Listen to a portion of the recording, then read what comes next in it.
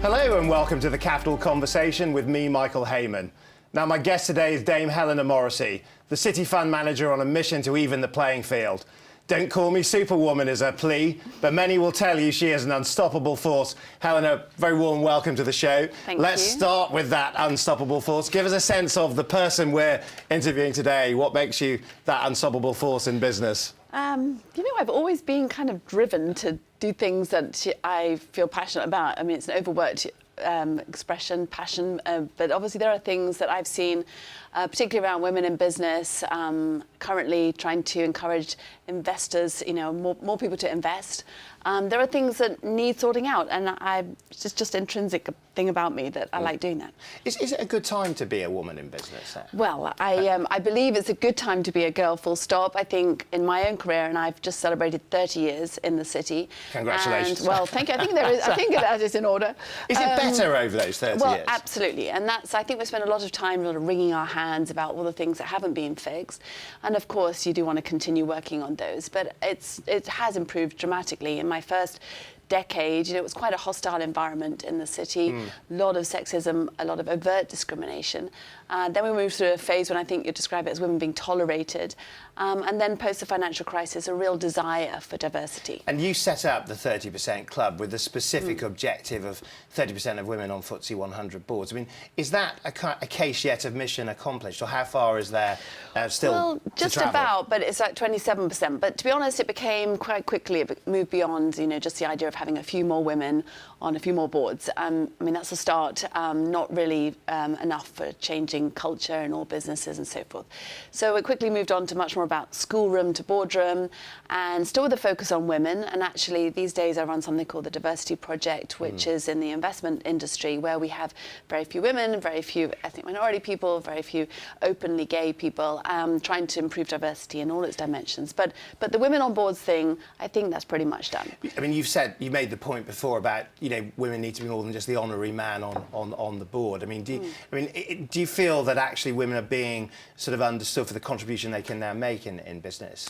Well, it's unfinished business, I got to say. I think that it started out people thinking, actually, maybe we certainly learned through the financial crisis that having a lot of people cut from the similar cloth was probably not the optimal team. People said, actually, look at the Royal Bank of Scotland board at the time of the ill-fated ABN AMRO acquisition.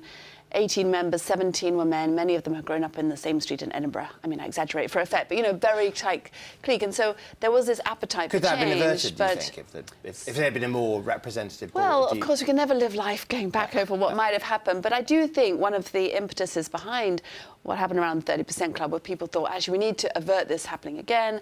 And actually, one way is to have more diversity of thought. Now, the question is, has having more women on boards achieved that? And I must admit, I feel that it's created the appearance of change, but we have still got a long way to go before we have real challenge, real sort of a shake-up of what it takes to oversee companies. I mean, the debate, though, today is of something of an altogether different proportion than just sort of everyday sexism. I mean, when you read about Harvey Weinstein, when you read about Westminster, when you read about all of these sort of big stories of sexual harassment, do you think the city is the next stop for this in terms of whistleblowing and in terms of actually uncovering perhaps the dark heart of what's going on? Well, I do think that one thing the Me Too conversation on social media has shown is that this is obviously much more than one man or one industry or one nation. It's a global phenomenon, unfortunately. I don't think it's any surprise, it's a very male-dominated environment, the city still, unfortunately, better than it was, I hasten to add, but it's still very male-dominated, and there's a lot of power and a lot of, money talks, and I think it is one of those things that's intrinsically, problematic. It's an environment where also people have probably been nervous about speaking up. Are you aware of cases? Well, I have been. I do think, from talking to friends, there are other women in the city who I talk to. Most people, don't think just because we've got older and so forth. I think it's just most people feel that it's much less prevalent, that there's much more awareness, even if it's just because of the law, that this is a bad idea. Most companies have a lot of processes and policies in place. Obviously, you don't know what you don't know, and that's, I suppose, what's happening on. And perhaps you can say that this is realise why it's a good time to be a girl or somebody different and so forth, because now you can make your voice heard, and we have been shown how things can change. But I suppose the thing about the Me Too hashtag is that it's revealing how prevalent the issue of sexual harassment is for women in society, for successful women in the city. I mean, for example, have you experienced anything in this area? I have, but a long time ago, I hasten to add. But and I think you know, I just didn't know quite how to respond to it at the time, and I think my reaction was probably very similar to lots of other people's. I think now there is a culture where people are encouraged to speak up, if not, you know, just for their own sakes, but for the sake of everybody else. And I think that's what the Me Too conversation is risky in some ways because it can make everybody seem a predator. You know, I mean, that's not the case either. One great thing about the 30% Club has been men and women working together. And I know so many brilliant men who are just, you know, for their daughters, for their wives, you know, just think that everything that we've been doing is important. So I don't want to, I think it's important to I appreciate it's a sensitive subject, but without names, can you indicate what happened in terms of... Well, just like when people go for a drink after work, there was a sort of Friday evening drink, and I say this is a long time ago. I'm not going to name any names, but you know, people kind of touched me up, and you know, I just kind of moved away and was quite sort of like, you know, horrified. It was a male colleague, and you know, it happened a couple of times, and I just then didn't know how to sort of, you know, look at him in the eye on the Monday morning, really. But I didn't tell anybody. Do you get a sense that the city is worse than business in general, or is this a across-the-board challenge, do you think? I think it's across the board. I think, as I say, industries that are male-dominated or that have a certain, I don't want to imply that just because it's men that these things happen, but there's a kind of cultural issue that we have been fighting against or trying to change ever since the financial crisis in particular. And as I said earlier, I think it's unfinished business. I do gather from, you know, talking to people that there are plenty of examples in lots of other industries as well, but where you have a real imbalance. I mean, in fund management, only 10% of fund managers are women. Now, so. I read one report that described you as the delicate poise of a swan-like ballerina. I mean, how much is that? I mean, I was thinking, really talking about me? I was just thinking, would they ever describe Alan Sugar or somebody else in that kind of way? Do you sort of feel that, you know, sort of successful women business leaders are still objectified and almost have to have different rules to sort of live by than successful men? Well, I think, I mean, we all tend to generalise, and so there is a tendency. I mean, I often get described as, you know, mother of nine, sort of, you know, before the rest of me. Yeah.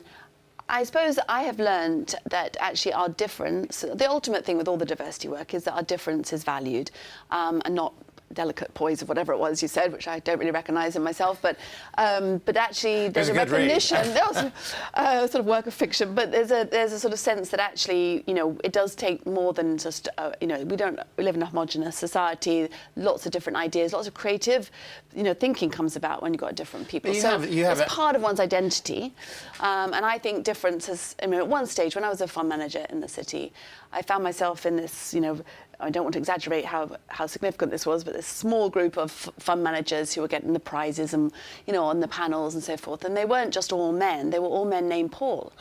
You know, so the fact that I would be described as a bit differently, and the fact that I won sometimes was, I hope, not just because I was easily identified, or more easily identified. But, you know, we have to accept, I accept, a long time ago, that actually the whole Helena, whatever, is who I am. Hopefully it also encourages other women who think you don't have to be formidable or tough. You can actually, you know, be feminine. And I don't mind that at all. I mean, I love clothes. I love, you know, chatting to my daughters. That's fine, all. I think that's fine. And I don't think that makes me frivolous. I don't think that makes me any less valuable in the workplace. Now, you've described Theresa May as a like-minded doer. Are you still a fan post-party conference and all the rest? Well, I think actually I did go to a dinner that Friday after the conference. It was did the signs stay the up? Local. Well, yes, she had better luck. And I thought it was really good. She turned up to celebrate my local MP outside London is John Redwood, and she turned up to celebrate his 30 years as a Conservative MP. And, you know, she was as gracious as always, walks around the table. It doesn't come across and when she gives media interviews. And we had a really nice chat. I thought it was incredible that she, at the end of as she put it, a quiet week, when she stood up and spoke, that she, you know, made the effort to do that. Is she good news for women as Prime Minister? Well, for me, I have seen her before she became Prime Minister when she was in the Home Office, and she, for example, introduced me to one of her constituents who she thought could help on the 30% Club's mentoring scheme. And this woman, Liz Dimmock, who is a sportswoman and set up this mentoring effort, has been hugely helpful to me. I think we've helped her. That's what I meant by she's a doer. She took the time and trouble to write to me to say, you must meet Liz. She followed up. Did you manage to meet her? And I admire people who get on with it. I don't think she has, it's been a very difficult time, and I'm sure it's not gone the way she would have liked it to. So her reputation as a like-minded doer seems to be intact, Firmly certainly intact, from your point of view, Helena. Now, we're going to leave it just there for a moment. We're going to go to a commercial break. Now, when we come back, we're going to mention the dreaded B word, because we're going to turn to Brexit, business and billion-dollar opportunities. Stay right with us.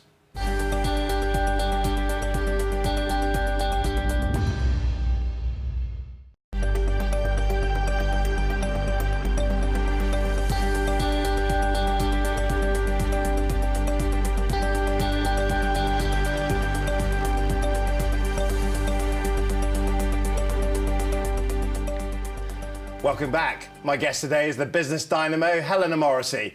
Now, Helena, before the break, we spoke about the fork in the road for women, but let's speak about the fork in the road for Britain, because really Brexit is turning out to be quite the decision. Now, you were a pro-Brexit supporter. How's that working out for you? Well, I think the most important thing is that we all have to be, whatever side we voted on at the referendum, we all have to be pro-Brexit at this stage. This is happening, and I think it's incumbent on all of us to make a success of it. I do think as well, we often look a bit very one-dimensionally. It's all about, leaving the single market, and it's all about, the challenges that brings, or so you would believe from reading the papers sometimes. But actually, obviously, it's one of many challenges or opportunities, if you see it like that, that the country faces. Is it an opportunity, do you think? Well, I do think so. I mean, we don't spend a lot of time talking about that, and I think that's a shame. We do have some of the world-class offerings, financial services, fintech, professional services. 50% of contracts are written in English law. I mean, we have a lot of advantages, and yet we seem to do ourselves down a lot. As we leave the EU, then obviously dependent on how that's struck, then we will have more degrees of freedom. And in a world where there's a lot of change, we do need to have trade relationships with other countries. We do need to be really quite entrepreneurial and nimble to compete. But when you hear somebody like Michael Bloomberg, one of the most successful entrepreneurs on the planet, say that Brexit is the stupidest thing a country has ever done, after opening his billion-dollar new headquarters in London, is he just plain wrong? Well, I did see the wonderful headquarters, and Michael Bloomberg did take me on a little tour of the building, and during that, we asked him, did he regret building the building, and he said, no, I think London will still be the preeminent financial centre in Europe. So, I think people... But he did say this, the stupidest thing. Well, I did question him about, how Mr., Trump fitted in with all of that, and he said, until. But actually, obviously, everyone has their opinion, and I think, my position was much more around what kind of world are we moving into, and actually also having seen, when people have a consensus running up to the financial crisis, people had very clear, this is all going to go on forever, leverage was the way of the world, and then it all came crashing down. And I do think we need to question and have that diversity of thought. I mean, many of the sort of city grandees, overwhelmingly they were pro-Remain, yet you decided to break ranks with that sort of view. Was there a particular factor that made you think we'd be better off outside? Well, I felt that we needed to look really hard at whether staying in the EU was the progressive option. My own direct experience of dealing, whether it's on financial regulation, whether it's on the women on boards issues, is that actually, the dream is not necessarily the reality. And I think that we needed to have that debate. And all I was trying to do, it wasn't so much that I was trying to sort of defy everybody else, but say, actually, let's talk about actually what is our actual experience of being part of the EU and the global world that we live in. And I don't think we've still really had that conversation, which is a shame. If I could wave a magic wand and give you that vote again, would you still vote for Brexit, knowing everything yes. you now know? Absolutely, yes. I mean, I also think that we haven't spent a lot of time. Reality is the EU is not, completely stable and intact, and the status quo was never an option. I mean, we've obviously got Catalonia, we've got, you know, right. something, there needed to be, and we also were very sort of difficult family members, weren't we, all along? We needed to resolve the issue. The shame was that we weren't better prepared, you know, whether it be civil service or government and so forth. There wasn't plans drawn up, and but I do think that actually there is an opportunity now for us to look to solve not just, you know, challenges around Brexit, but also think about low productivity, the economic, you know, inequalities, regional disparity. You know, there are a lot of things that have been unresolved in this country for a while. But a lot of people are particularly worried about London in this. It finds itself out of step with the rest of the country in the way that the country voted. It finds a lot of question marks about its match fitness, if you like, for being a home for ambitious businesses of the future. Do you sense that enough is being done to ensure that this next chapter, this new life for London, is being properly prepared for? Well, I think it's actually down to all of us. I mean, that's the thing. We can self-determine our own destiny and our prosperity to a degree. And that's why it does gall me that, you know, I find it galling that there is so much negativity. Anyone would think that this country had nothing to offer, that no one ever came near us, ever bought anything from us. They buy things from us because we have things to offer, not because we're part of the EU or because we have a trading relationship with the country. They buy things because we have services and goods to offer. So I think we need to, you know, collective, if we can, you know, actually endeavour to make the best of it, whatever one's belief set. And actually, so it's just a case of a negative mindset at the moment. Well, I think it can become a bit self-fulfilling. Anything in life, I mean, anything that I've ever done has required me to believe in the objective and to then work towards it. And if you start by saying, oh, I don't think we'll get there, oh no, despite this, because of that, we'll never achieve anything, unfortunately, it's more likely to come true. And then I don't think anyone turning around and saying, I told you so, when people are unemployed is really great victory. So the message for London is get a positive mental attitude. Well, you know, I mean, why not? I mean, don't we have things to celebrate? Don't we have great things about us culturally, in business and so forth? I mean, you mentioned about companies not wanting to set up here, but, you know, Apple and Google all put new investment into the country since we voted. It's a bit odd that they believe and we don't, you know? Right, so got it. Now, listen, just very quickly, moving on. I mean, obviously, you left Newton to join Legal & General's investment management business. And in terms of the change of culture that you found, going from, you know, sort of nimble, more entrepreneurial business perhaps to a larger corporate, how does the Helena find herself in a very different setup in terms of, are you comfortable there? Yeah, no, I obviously wanted to join, otherwise I wouldn't have joined. One of the great things about the new firm, Legal & General, is that it obviously has huge scale. And I want to, my ambition might be a bit grandiose, but I really do want to encourage more people to invest. Whether they invest with us or not is not the point. I actually think we're very uninvested. I think so, because you need people, you know, we need to have reach, and it needs to be like people use their banks and so forth.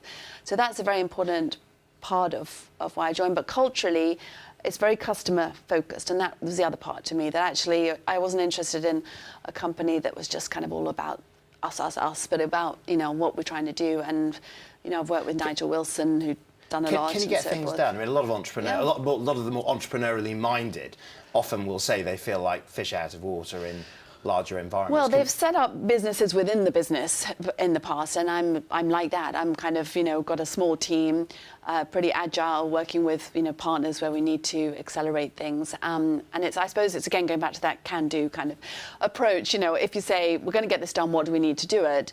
And it's I'm enjoying myself. Well, I mean, you said you wanted to find something that you enjoyed and which was fulfilling. So that's happening, is it? Yes, I mean, we haven't launched the new thing yet, and so, you know, it's pretty full on. Next summer, I hope we'll be launching. But I mean, what I want to do is encourage, obviously, more women to invest, more younger people, just to make it, you know, part of everyday life, so that people can improve their financial well-being eventually. Now, everything you read about you suggests a person in a hurry, both in terms of your career, everything that you do. Almost feel breathless having read it. We'll slow down for the last bit. No. In terms of the ambition, in terms of the vision, but in terms of the kind of where you're trying to get to, do you have a sense of what your own personal mission is in life? Well, that's a big one, isn't it? And what might the lesson be? Yeah, I know. I think I mentioned right at the start, you know, I've always been a sort of driven person, and that has been something that just comes from within. So when I was a brownie age, you know, 8, I had to break the record for the number of brownie badges. I mean, why, I know not. I mean, I learned all sorts of things like semaphore and stuff. So you want to win? You know, but it's not so much I want to beat the competition.